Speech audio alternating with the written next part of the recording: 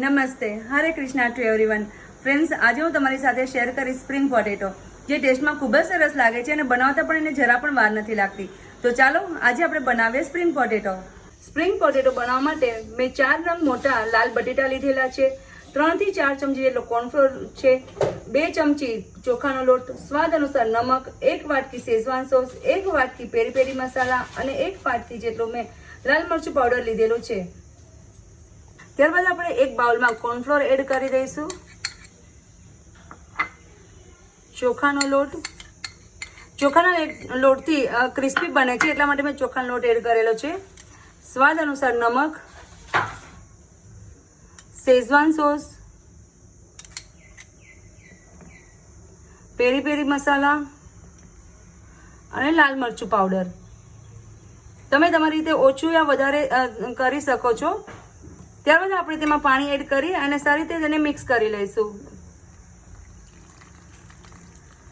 Friends, આપણું જે મેં બધું મિક્સ કરેલું તે સારી રીતે મિક્સ થઈ ગયું છે, જેમાં શેઝવાન સોસ, કોર્નફ્લોર, ચોખાનો લોટ બધું સારી રીતે મિક્સ થઈ ગયું છે.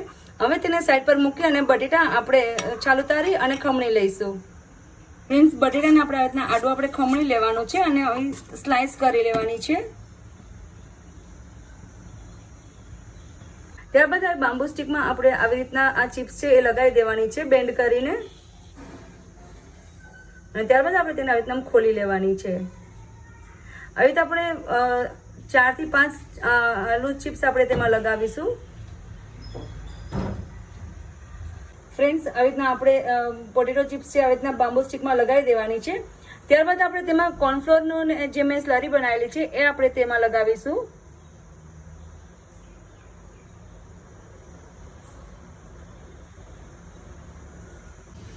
ફ્રેન્ડ્સ, સારી રીતે આનું કોટિંગ થઈ ગયું છે. હવે ત્યાંને આપણે ડીપ ફ્રાય કરીશું.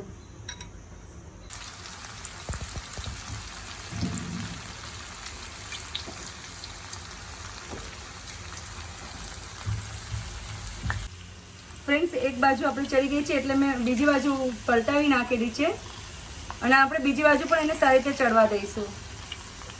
તો ફ્રેન્ડ્સ, તૈયાર છે આપણા સ્પ્રિંગ પોટેટો. હવે તેની પર આપણે પેરી પેરી મસાલા એડ કરીશું.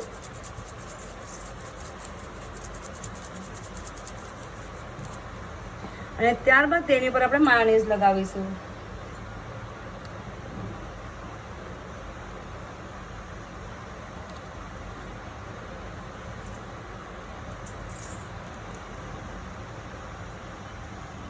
તો ફ્રેન્ડ્સ, તૈયાર છે આપણા સ્પ્રિંગ પોટેટો.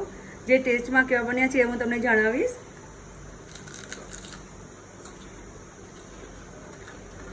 વાવ ફ્રેન્ડ્સ, ખૂબ જ સરસ બન્યા છે અને તમે જરૂરથી ટ્રાય કરજો.